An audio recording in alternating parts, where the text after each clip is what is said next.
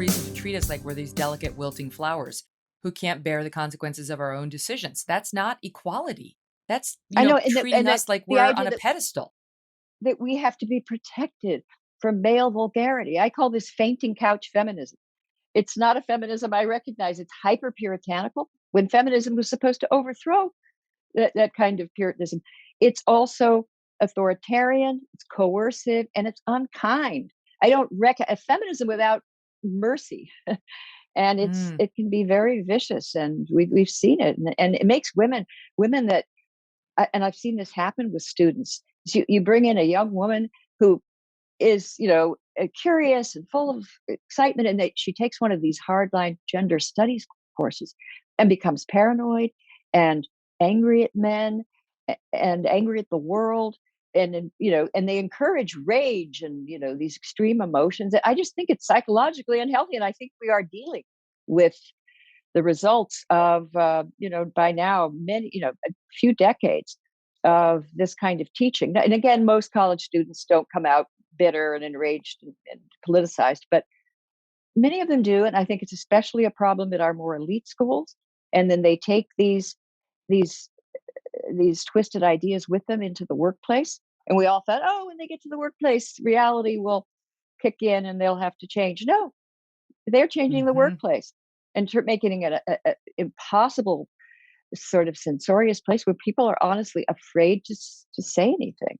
No, it's terrifying. It's terrifying because, I get asked a lot. You probably get this too from women, how are you so strong, right? How are you so strong? They see public battles I've had with, powerful people and they say, how do you hold yourself? And I say the truth, which is I went through a lot and then I just kept getting up and getting out of bed and doing my job again. Like you just don't surrender to it. It actually doesn't take that much. Just keep forging forward. Just keep going.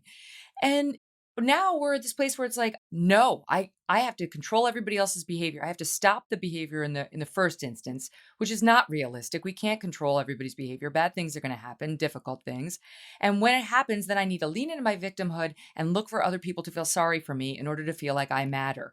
Well, that's BS. Those people will abandon you just as soon as you take the wrong position. Why don't you just figure out how you can convince yourself you matter and subject yourself to tough challenges so you know in your heart how strong you are. Absolutely. I couldn't agree more. And one thing that I found when I started taking a stand, and I believe me, I wasn't brave. I did it. I just thought I should do it. I didn't realize that I was going to be vilified and called all Yeah. sorts of names. I was surprised, and I was frankly a little distressed. And I lost friends, especially early on when I was challenging some of the hardline feminists in my field. I lost some friends, but then I got better friends, new friends. And Yes. so it's true that you may now, when things are so politically charged, you do risk ruining some friendships, but um, you enter a new world with people with whom you can speak freely.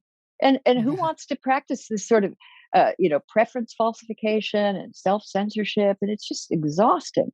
And especially when now you want to say something that's completely reasonable. And I think most of my positions on feminism are not only effective, but compassionate. I don't think that the radical view has proved that it's a more benevolent way to see the world. Some people say, oh, right now we're just undergoing a big revolution and a new generation is taking over and they have better ideas. This is what progress looks like. I don't think it's what progress looks like. When I've Mm-mm. seen real progress in the past, it was liberating and it brought joy.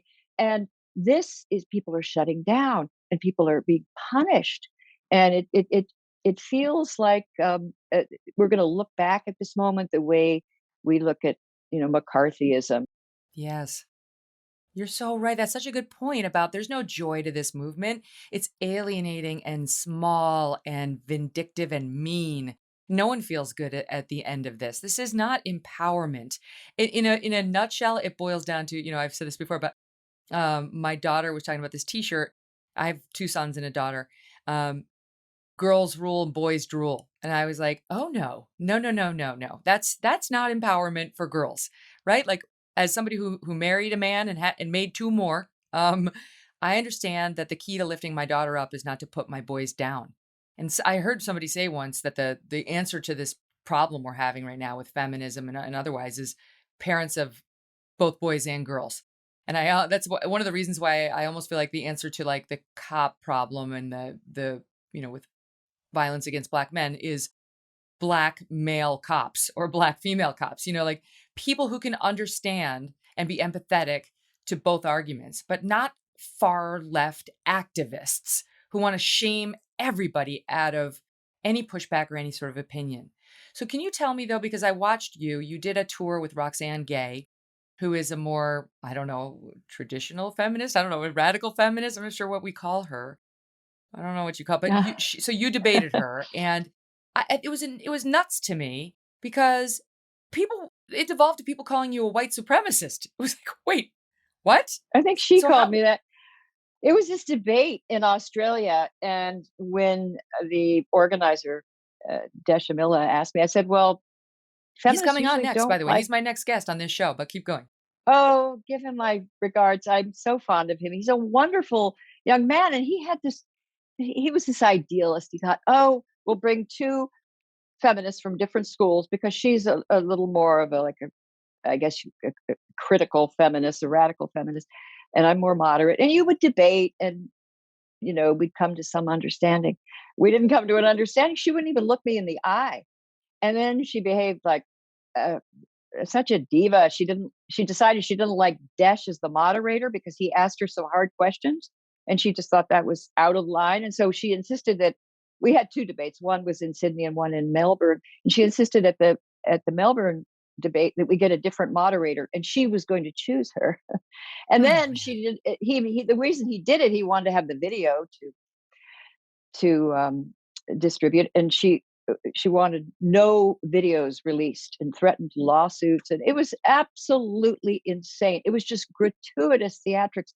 But what I found most interesting is that she did to me what radicals claim that oppressors do to them. She completely denied my humanity, otherized me. She just wouldn't even look at me. I was just Mm. it was such it was ridiculous and distressing that she had so much hatred towards another person whom she didn't know. And I don't know why she agreed to debate, because we could never really have an exchange. She just sort of dismissed me out of hand. And then the audience, 2/3 were her fans. So every time I spoke, they would jeer and hiss. And Mm. then she would speak, and she'd get riotous applause. So it was not a fun experience.